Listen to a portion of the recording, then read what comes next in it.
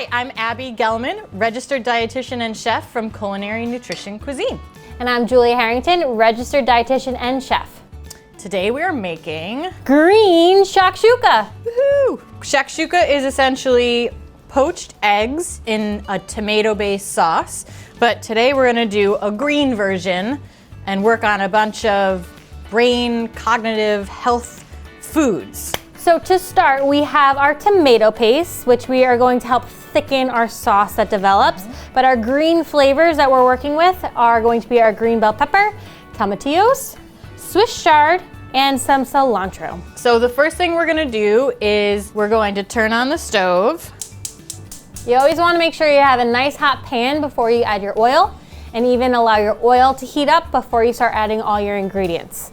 Because if your olive oil or your avocado oil is cold, then the olive oil is going to absorb right into those ingredients and it won't cook properly.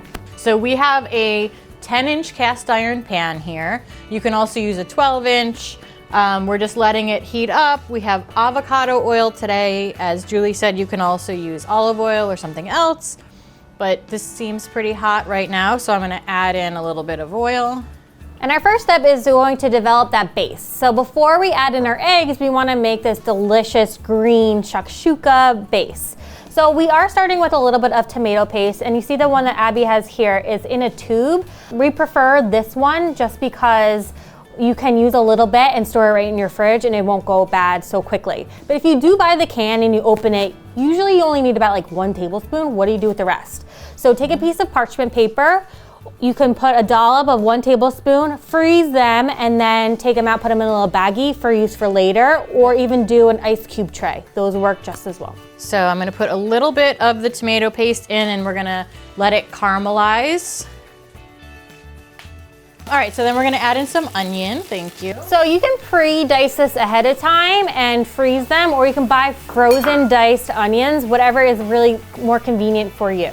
We have some green bell pepper as well, same thing. You can always, for the convenience factor, most produce departments have already diced produce ready to go for you. So you wanna definitely saute these, let those natural juices come out. They're very water packed, and if you have too high of a heat, they're just going to brown right away without becoming tender. I'm gonna add in some pepper and salt now. I like to add salt on the early side of sauteing because it helps draw out the moisture and kind of leach it out of the vegetables so that you get a nicer browning. Also, it's gonna add flavor. So why do we use salt in cooking? Salt is to enhance the flavor of the food that we're cooking with. So it's to bring out that tomato flavor, to bring out the onions, the peppers, and it's to really enhance the flavors in the dish. It's not meant to make our food taste salty. All right, next up, we are going to be adding our tomatillos. What are tomatillos? Green tomatoes, kind of. So they kind of have this little peel around that easily comes off. You often see tomatillos charred and added to Mexican dishes, but you can saute them and they're really tender and have that same kind of tomato consistency. Okay, I'm gonna mix this around a little bit more, then we'll add our chard, and then we're just gonna let it kind of cook down and become a little more liquidy for about 5 to 7 minutes. So you can use any dark leafy green here. We are using Swiss chard today. You can use kale, you can use collard greens, spinach, whatever your flavor preference is. So dark leafy greens are full of lutein. Lutein is really great for cognitive health. And it's important to get different colors in your diet, but a green one is especially important for lutein. And our green shakshuka is really highlighting all that benefit. All right, let's add some chard. I'll mix it around again, and then we will see it in a few minutes after it's cooked down.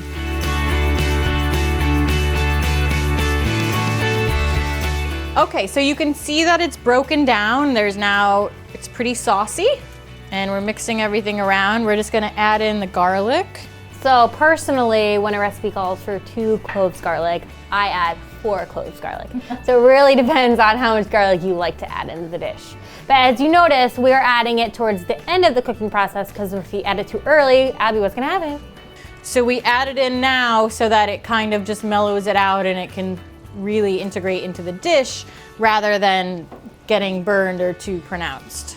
Okay, so now I'm trying to spread this out a little bit, and I'm gonna make 4 kind of wells or impressions in the sauce, kind of. All right, so I have my 4 eggs here. I'm gonna make this my garbage bowl, and I'm gonna carefully. The key is you're going to try to not break the yolk during this process. So we're putting them in 4 different quadrants, and then it'll be 4 servings, and every portion will be 1 quadrant. So eggs are full of choline and lutein, which is really great for cognitive development for all ages of life. They're doing a lot of new research that shows that, especially from egg consumption, the choline throughout all stages of life may help cognitive decline. Okay, so now we put our eggs in. We're gonna put it right in the oven for about 10 to 12 minutes so that the eggs poach right in that green tomato sauce. Okay, we'll see you back in 10.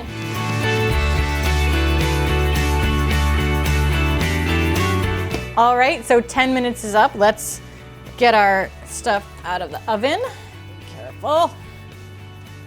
I'm just gonna top this with a little bit of chopped cilantro. And here's a little trick. If you have mitt or some kind of oven situation and you have a pan that you just took out and it's hot, I always put something on the end of it just as a reminder to myself and anyone else who might come through the kitchen that this is hot, because you don't want anyone to get burned by trying to grab the end of our cast iron skillet. So here we have our green shakshuka.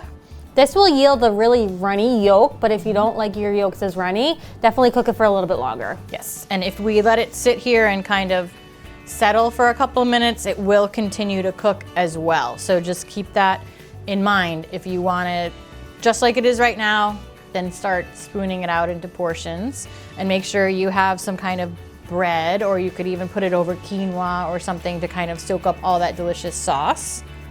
It's a really great breakfast to serve a crowd for brunch. Mm-hmm. Yep, or for dinner. Oh, true. Yep. Breakfast for dinner, one of my favorite things. Breakfast for dinner, way to go. So here you go, eggs, tomatillos, green peppers, onion, garlic, a little tomato paste, some Swiss chard. And again, you can use whatever you have. If you have kale, if you have spinach, feel free to mix and match whatever is in your fridge. I'm Abbie from Culinary Nutrition Cuisine. And I'm Julie Harrington, registered dietitian and chef. Thanks for joining us. We'll see you next time. Bye.